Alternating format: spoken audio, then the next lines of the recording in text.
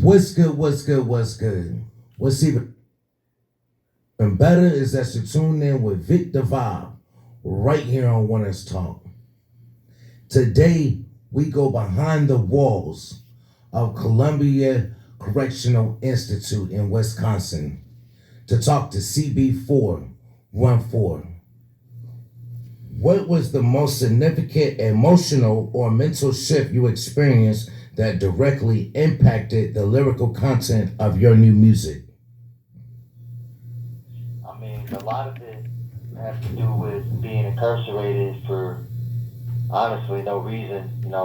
All charges were dismissed because I was innocent to begin with, but with how the probation system works, they don't see it that way. So I still had to do all this time, you know, even though the fact that I'm innocent of everything, all it takes is someone making a call. And then, everything I've had to experience and hear, being in the hole for months, for, being stabbed. I was the one that was stabbed. I had broken no rule. Being on this lockdown, being locked in a cell 24 hours a day for weeks on end, not being able to shower, having my human rights violated. I mean, a lot of that definitely impacted the decision and, gave me the inspiration for this new album because it shouldn't happen to nobody. We're people, we deserve to be treated with dignity and respect. I know that's right. I know that's right. Okay.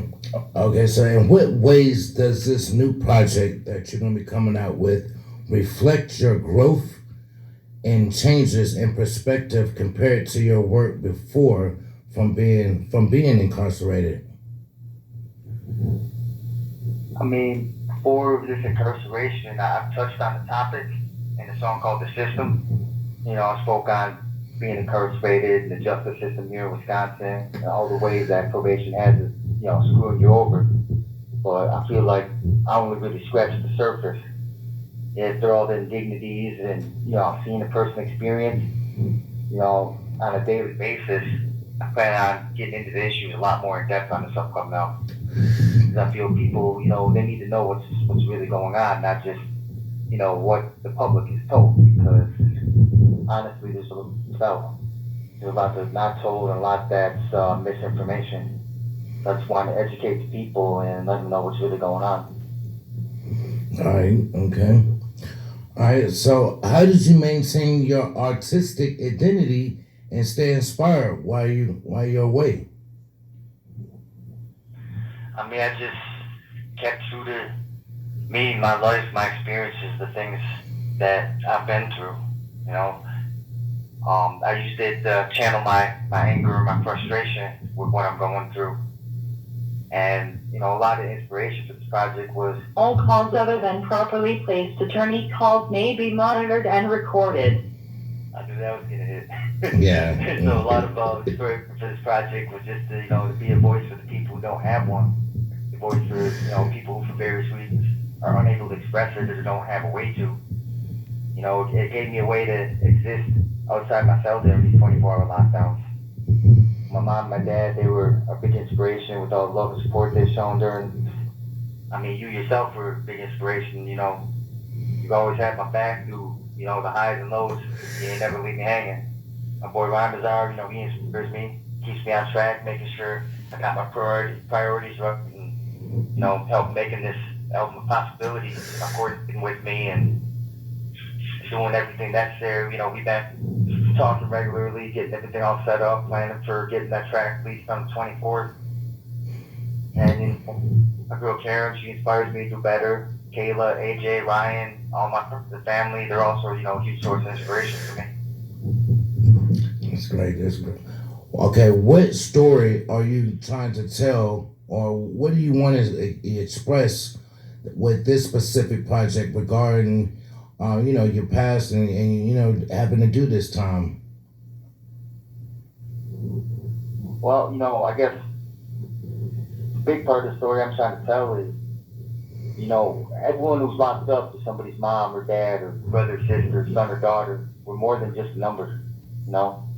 We deserve to be treated with dignity and respect, and there's a lot of, violations of that. Like I said, as I said previously, there's a lot of, human rights violations and there's stuff going on. It's not right. There's a lot of people that are being locked up with no new crime committed. It's just how this probation system in the state works.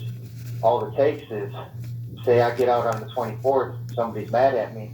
All it takes is them calling the PO and saying something, and guess what? They're not going to ask questions. They're going to lock me up and figure it out later.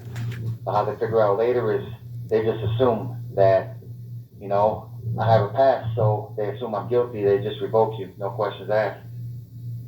And, people need to be aware of the mass incarceration going on. And the fact that the big percentage of population aren't here with new charges. They're unjustly incarcerated. So I think, not only does the conditions within the prison system need to be addressed, the system itself needs to be. And there needs to be more oversight on it. Probation, for one, has way too much power. They can just take your life, boom, gone for years in a second, all over a phone call. Doesn't matter whether it's true or not. Yeah. So, the story I'm trying to tell is for the people that, like I said, don't have a voice, aren't able to tell it. I want to be able to tell it for them.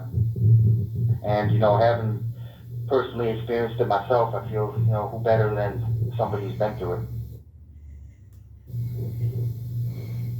Yeah, I'm a firm believer in experience. When you go through something, you got the experience. So, yeah. How did the limitations of your environment influence your creative process, and what tools or methods did you use to write, or to write? Like, how did the limitations of your environment influence your creative process? By you going through all that stuff, how was you able to still focus on, writing, your creativity?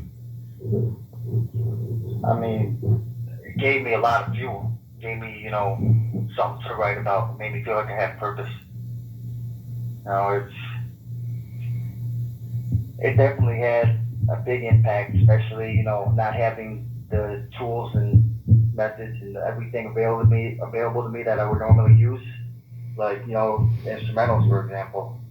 I had to get more creative, go about different ways to do things. Like, for example, my song Penitentiary that I plan on releasing on 24th.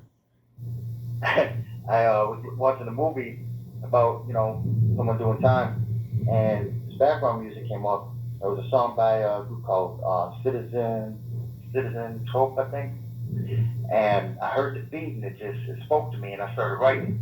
And I had to keep, hitting rewind and rewind and rewind to just keep going over it as I wrote the song. And so I had to really, like I said, get creative about, the ways that I did things, because you're limited in here. Yeah, indeed.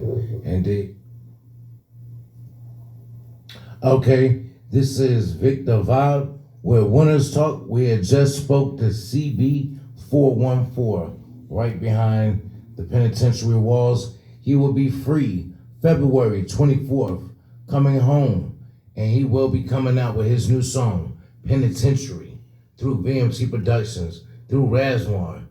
You know what I'm saying? So y'all stay tuned for the music, because he has a lot to talk about. Part 2 is coming. Y'all stay tuned. The best is yet to come. Let's go.